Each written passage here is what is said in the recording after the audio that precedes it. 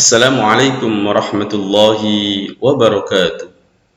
Bismillah, alhamdulillah, wassalatu wassalamu ala rasulillah Sayyidina Muhammad ibn Abdillah, amma ba'd. Puji syukur kita panjatkan kehadirat Allah subhanahu wa ta'ala, bisa bertemu kembali dalam pembelajaran pendidikan agama Islam. Tema yang kita bahas sekarang adalah masa kejayaan agama Islam. Periodisasi sejarah Islam, Harun Nasution dalam bukunya yang berjudul Islam Ditinjau dari Berbagai Aspeknya membagi sejarah Islam ke dalam 3 periode besar. 1. Periode klasik tahun 650 sampai 1250.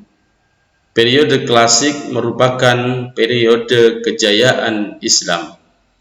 Yang kedua, periode pertengahan, yaitu tahun 1250 sampai 1800 Masehi. Periode pertengahan merupakan periode kemunduran agama Islam.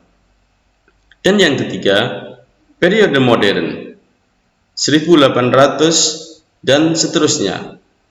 Periode modern merupakan periode kebangkitan umat Islam yang ditandai dengan munculnya para pembaharu Islam. Masa kejayaan Islam.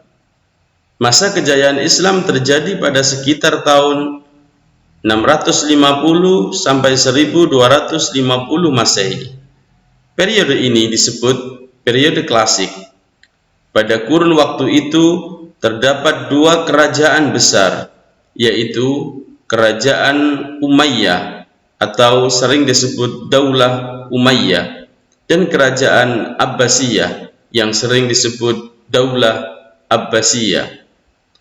Pada masa Bani Umayyah, perkembangan Islam ditandai dengan meluasnya wilayah kekuasaan Islam dan berdirinya bangunan-bangunan sesuai pusat dakwah Islam. Kemajuan Islam pada masa ini meliputi bidang politik, keagamaan, ekonomi, ilmu bangunan atau arsitektur, sosial, dan bidang militer. Perkembangan Islam pada masa Bani Abbasiyah ditandai dengan pesatnya perkembangan ilmu pengetahuan. Kemajuan Islam pada masa ini meliputi bidang ilmu pengetahuan, ekonomi, arsitektur, sosial, dan bidang militer. Kemajuan umat Islam pada masa Bani Umayyah atau Bani Abbasiyah tidak terjadi secara tiba-tiba, akan tetapi disebabkan oleh faktor internal dan faktor eksternal. Berikut kita jelaskan faktor internal antara lain: 1. Konsistensi dan istiqomah umat Islam kepada ajaran Islam. Yang kedua, ajaran Islam yang mendorong umatnya untuk maju. 3. Islam sebagai rahmat seluruh alam.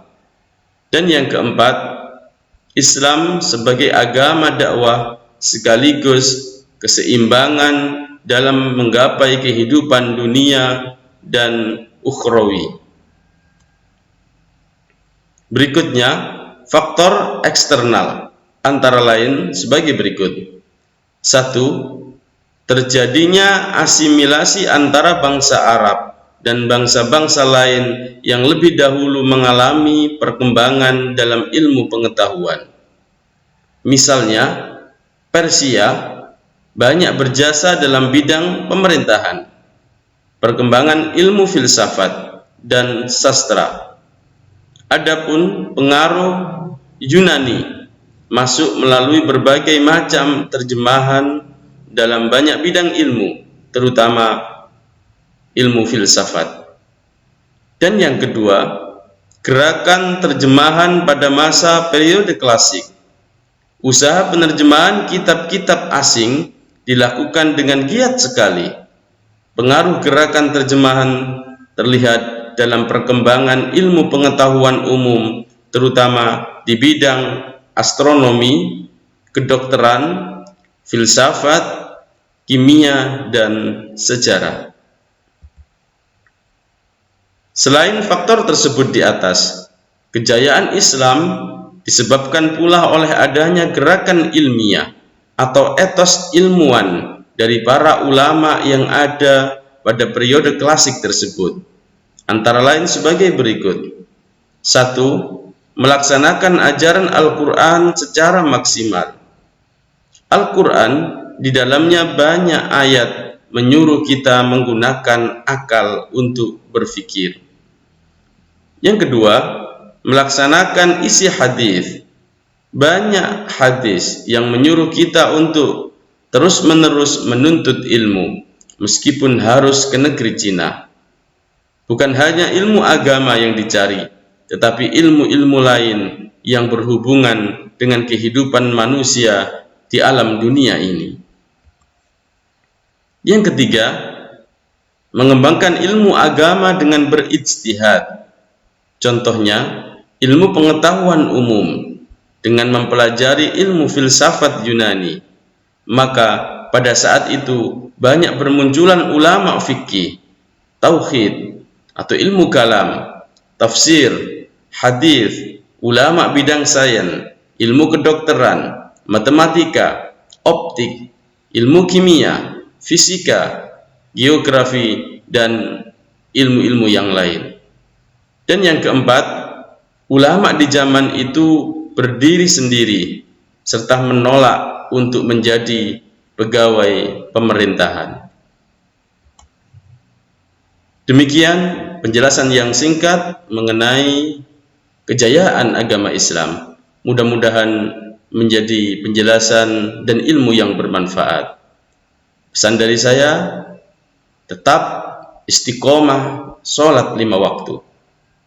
Perbanyak berdoa kepada Allah dan jangan lupa perbanyak bersolawat kepada Rasulullah sallallahu alaihi wasallam. Subhanakallahumma wa bihamdika asyhadu an la ilaha illa anta astaghfiruka wa atubu ilaik. Wabillahi taufiq wal hidayah. Wassalamu alaikum warahmatullahi wabarakatuh.